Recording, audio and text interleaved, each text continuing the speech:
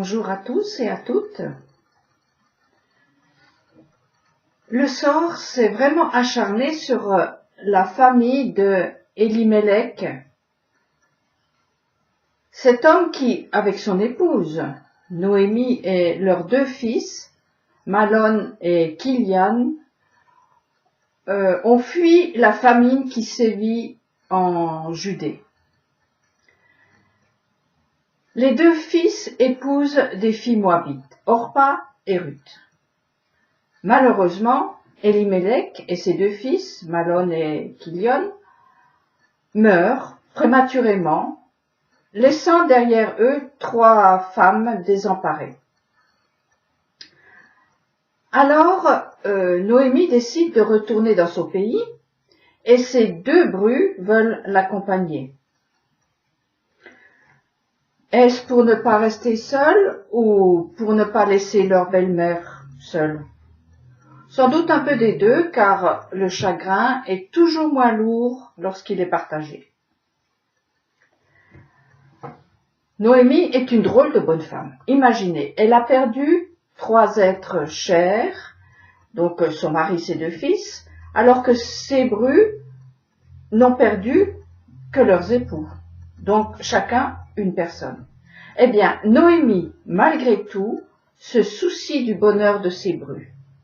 Elle pense à leur avenir, alors que le sien semble s'être figé. Retournez dans votre pays pour y trouver un autre mari et des enfants, leur dit-elle. 2 fois, elle a dû leur dire cela, jusqu'à ce que chacune prenne une décision qui séchera leurs larmes. Pourquoi leurs larmes s'arrêtent-elles? Tout simplement parce que Noémie les oblige à s'orienter vers la vie. La mission de chacune étant de donner la vie. Noémie les incite à choisir la vie elle-même, ne pouvant plus rien leur apporter, à part bien sûr de les obliger à prendre position et de ne pas rester dans ce clair-obscur funèbre qui ne mène nulle part. Orpa choisit la vie que lui offre son pays natal. Ruth choisit la vie qu'offre l'alliance conclue avec Abraham, l'ancêtre de son mari. À travers le mariage avec Mahlon, elle a ressenti le fil d'or qui traversait cette famille. Ruth s'est accrochée à cette alliance. Elle a voulu rester dans la maison d'Israël, non pas par compassion pour sa belle-mère, ni pour elle-même, mais parce qu'elle a entendu dans les mots de sa belle-mère les vibrations de ce qu'elle avait effleuré avec son mari. Orpa a choisi son peuple. Elle donnera naissance à Goliath, et Ruth a choisi le peuple qui donnera naissance à David.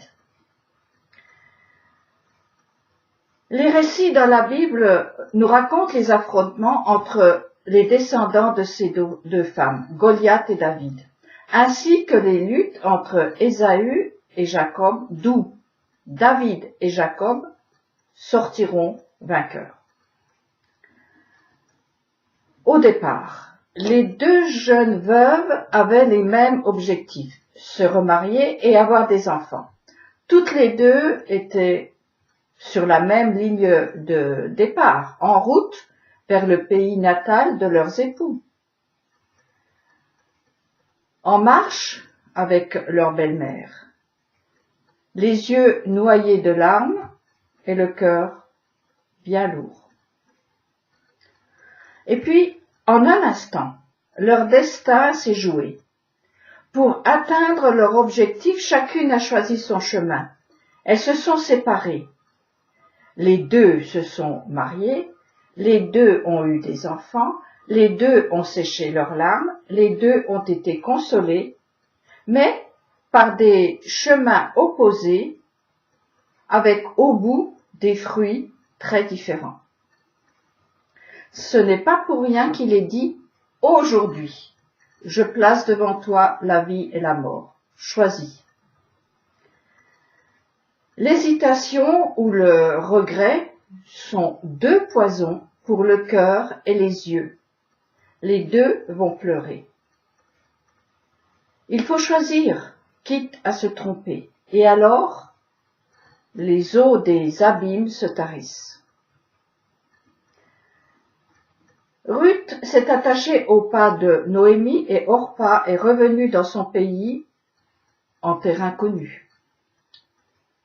C'est une question de choix pour réaliser le désir de leur cœur. Chacune a pris sa responsabilité. Noémie, les ayant déliés de leur alliance avec ses fils, elle les a déliés également de toute dette envers elle. Elles étaient libres et chacune a choisi son chemin. Décide quel chemin tu vas prendre. Décide quel pas tu vas emboîter. Décide et avance. Est-ce que le peuple rassemblé au pied du Sinaï savait ce que contenait la loi qui leur était proposée? Bien sûr que non. Certes, il est bien dit de ne pas faire confiance aux grands ni aux fils d'Adam, mais il est dit « Confie-toi de tout ton cœur à l'Éternel, et lui fera en sorte que les circonstances se plient à ce qui est bon pour toi. Décide, et le ciel se pliera à ton désir pour le bien, si ton cœur y aspire, pour le mal, si c'est le penchant de ton cœur. » Le sage parle beaucoup d'une attitude qui se veut prudente, qui ne veut pas se tromper, qui veut comprendre avant de prendre, qui ne fait confiance qu'à ce qui est certain. Salomon conseille ceci. Répands ton pain sur la surface des eaux, car à la longue tu le retrouveras. Il dit encore, qui observe le vent ne sèmera pas, qui regarde les nuages ne moissonnera pas plus que tu ne connais la voix de l'esprit allant animer l'embryon dans le sein qui le porte, tu ne saurais connaître l'œuvre de Dieu, auteur de toutes choses. Dès le matin, fais tes semailles, et le soir encore, ne laisse pas chômer ta main, car tu ignores où sera la réussite, ici ou là, et peut-être y aura-t-il succès des deux côtés. 3 femmes seules, pauvres car veuves, sur un chemin commun, avec un but commun, ont choisi.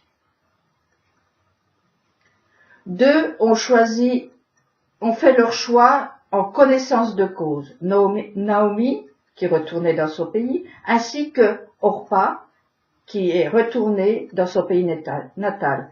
Et une a pris tous les risques, Ruth. Étrangère, serait-elle accueillie?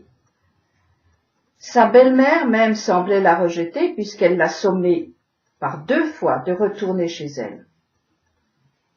Qu'à cela ne tienne, comme une bernique s'accroche à son rocher, elle l'a suivi. Pas un peu, pas juste comme cela, en se gardant une porte de sortie, non, en soumission totale. Voici la scène que nous rapportent les textes. Mais Ruth répliqua, « N'insiste pas près de moi pour que je te quitte et m'éloigne de toi, car partout où tu iras, j'irai, où tu demeureras, je veux demeurer, ton peuple sera mon peuple et ton Dieu sera mon Dieu. Là où tu mourras, je veux mourir aussi et y être enterré. Que l'Éternel m'en fasse autant et plus si jamais je me sépare de toi autrement que par la mort. » Cela ressemble étrangement aux promesses que se font les amoureux lors de leur cérémonie de mariage. Promesses souvent dites en l'air. J'en veux pour exemple une personne de mon entourage très proche qui pleurait souvent parce que son mariage ne correspondait pas à ses rêves. Une séparation était même envisagée jusqu'au jour où la personne a pris une décision radicale. Elle l'a exprimée en ces termes: « Je reste, quoi qu'il arrive ». La personne n'a plus pleuré sur son sort, son ménage tient la route depuis des dizaines d'années. Il ne s'agit pas d'un sacrifice, il s'agit d'une décision ferme et de faire en sorte de ne pas lâcher, avec l'aide de Dieu. L'environnement s'assouplira et le ciel sera d'accord.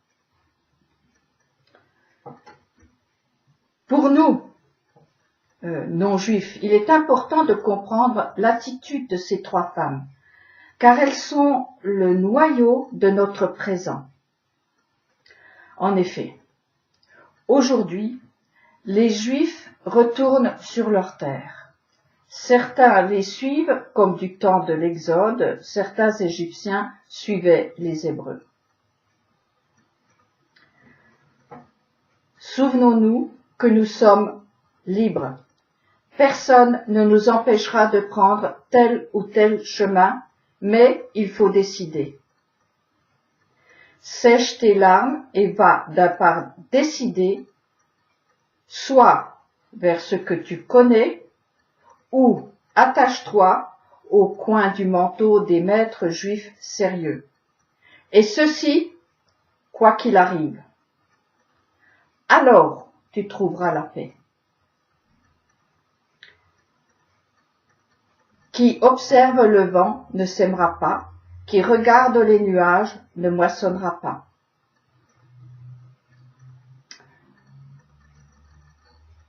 J'aimerais encore évoquer un comportement qui ne permet pas de sécher les larmes. Vous connaissez certainement des personnes qui font le tour des médecins jusqu'à ce qu'elles trouvent celui qui dira ce qu'elles ont envie d'entendre. Peuvent-elles guérir dans ces conditions? Certainement pas. De la même manière, aller de rave en rave pour entendre ce que l'on veut bien entendre n'est pas sage. Certes, il ne faut pas être borné, mais picorer à tous les râteliers n'est pas la solution. On ne se marie pas avec 36 partenaires, ce qui n'empêche pas de parler avec des amis et des connaissances, et ainsi s'enrichir, mais sans être adultère. Bonne réflexion à vous et bonne semaine.